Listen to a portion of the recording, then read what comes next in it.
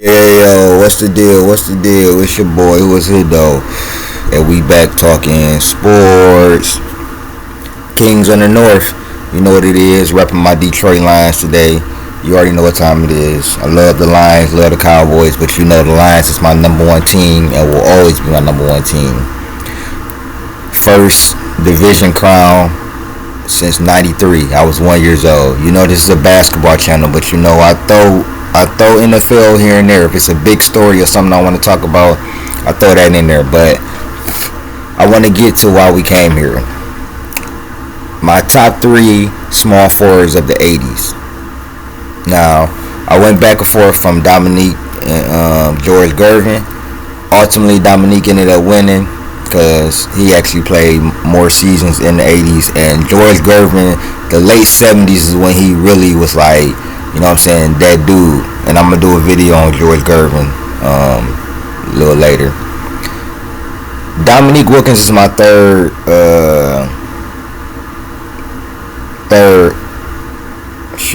small forward in the '80s.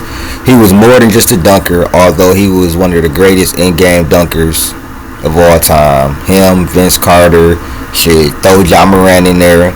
Him, Vince Carter, John Moran. Shit, I throw Kobe in there. Kobe has some phenomenal in-game dunks. Paul George is another one. I'm saying. But 25 points a game, 6 rebounds, 2 assists, 9-time All-Star, 7-time All-NBA, 85-86 scoring champ, top 75, of course. And truth be told, really the only reasons why he couldn't reach to the finals or reach that mountaintop, it was too many great players in the '80s, bro. You had Magic Johnson. Well, you just talking about in his conference. You had Isaiah Thomas and the Bad Boy Pistons. You had Patrick Ewing, and the Knicks. You had that's kind of in the '80s going into the '90s. You know what I'm saying? Him and Larry Bird and the Celtics always was going back and forth, back and forth. You know what I'm saying? Then Jordan started coming on his way up in the mid '80s. You know what I'm saying? Dominique got drafted a year before him. And then around this time, you know what I'm saying? Dominique, he just got overshadowed a little bit by, you know what I'm saying, Larry, Magic, you know, Bird, and so on and so forth. You know, then of course Dr. J and them won, I think, in '83. That's when that's when Dominique first got into the league and everything like that. But he just got overshadowed, and then by the time it was the '90s, yeah, it was game over. It was game over. Y'all know Jordan was dominating the '90s, so it was really game over. But I mean, look at him. Look at him in the '80s.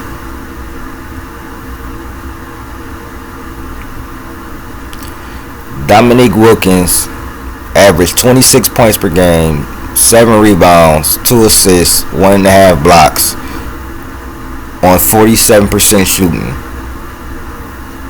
in the '80s. Well, when he was drafted.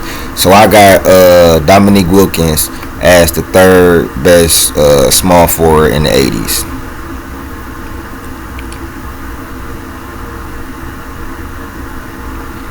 And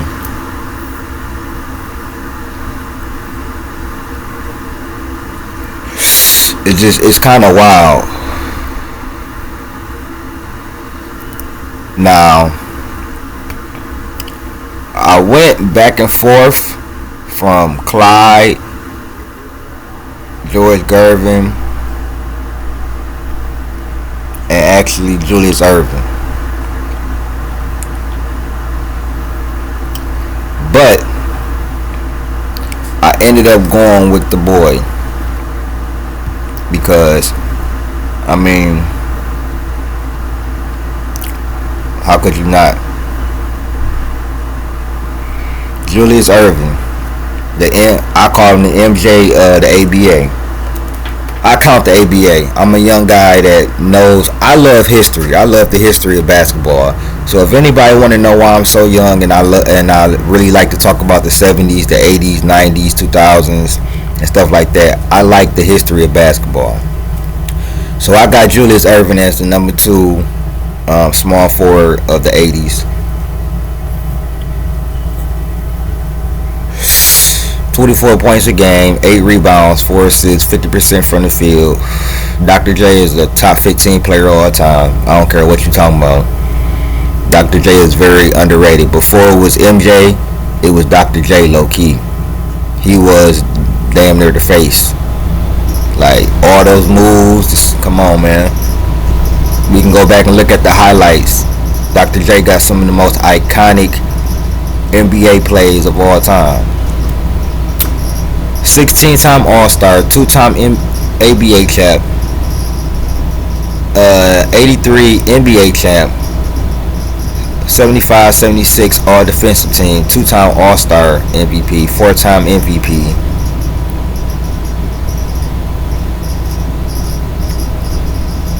Three-time scoring champ, of course.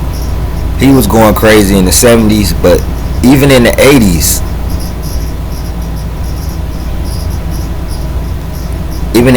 he still was great. And he won a championship.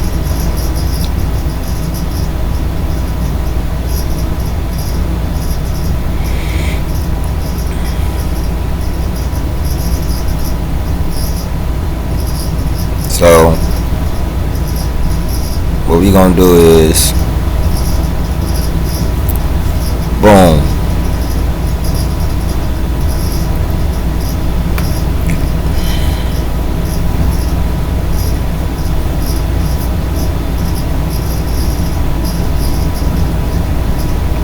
I'm sorry, y'all. This shit is acting crazy. Alright. So, Julius Irving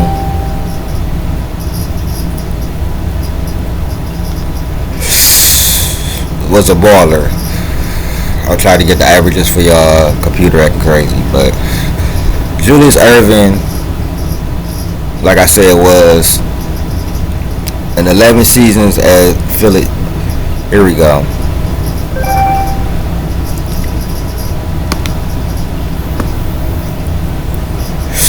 22 points per game, 6 rebounds, 4 assists, 1.5 steals, on 51% shooting, and 77% from the line. So 22, 6, and 3. Now, Julius Irving, really I put him above Dominique because of the simple fact that he did lead them to a championship. And he still was balling. 22, 7 on 51% shooting. You know what I'm saying? It's nothing to snuff at. You know, so that's why I got Julius Irving at number 2. But he ain't number 1. We know who number 1 is. The baddest white boy ever, boy. Period. Just bad on the level, period. Listen.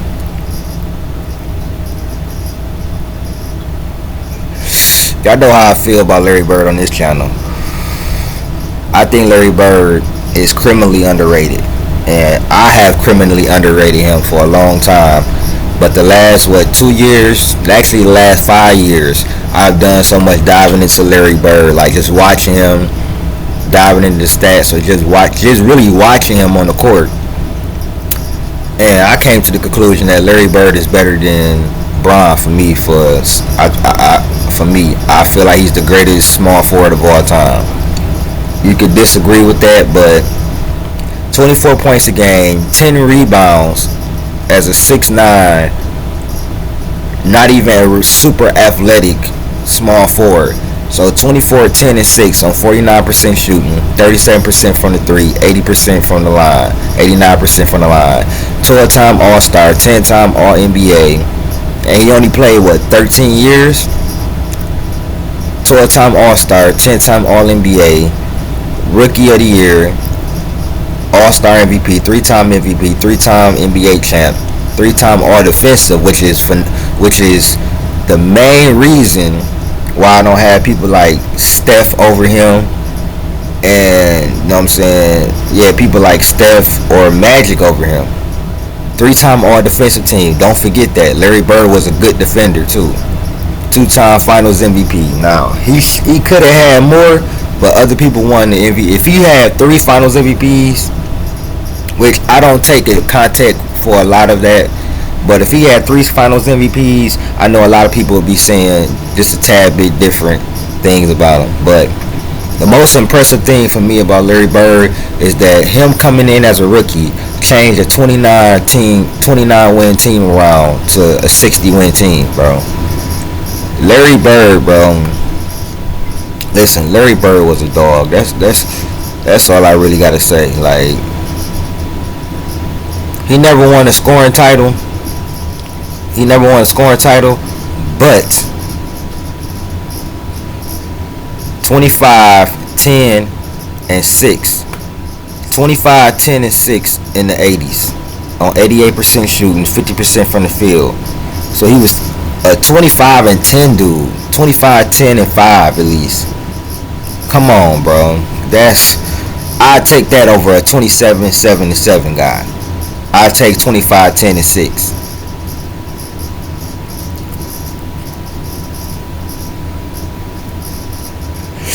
On basically just as great efficiency. And the reason why I have him as the greatest small forward is because I think he was a better shooter than LeBron. I think LeBron got him on defense. He was a better shooter, a better rebounder, a better 3-level scorer. LeBron got the scoring title, but I think that Larry Bird was a better 3-level scorer. Like I said, a better rebounder. I get LeBron defense. And Larry Bird has a winning record in the finals, 3-2, and he came in as a rookie and changed the team around from 29 wins to 62 wins. So that's my thing with that. I hold Larry Bird. I got Larry Bird top 6. Yeah, I got Bird top 6, 7. I really gotta wait to, you know what I'm saying, Bron, Curry, all of them retire before I really make my list. Because you got 2 potential top 10 players. Well, you got Bron, who was top 5 player or whatever like that. Top 5, 7 player. He out of my top 5 right now. And then you got Curry, who was a potential top 10 player. Not everybody got him in their top 10, but I do. But Larry Bird, greatest small forward of the 80s, man. Y'all let me know what y'all think, man. This has been Who Is Hendo. Merry Christmas to y'all. And I'm out. Peace.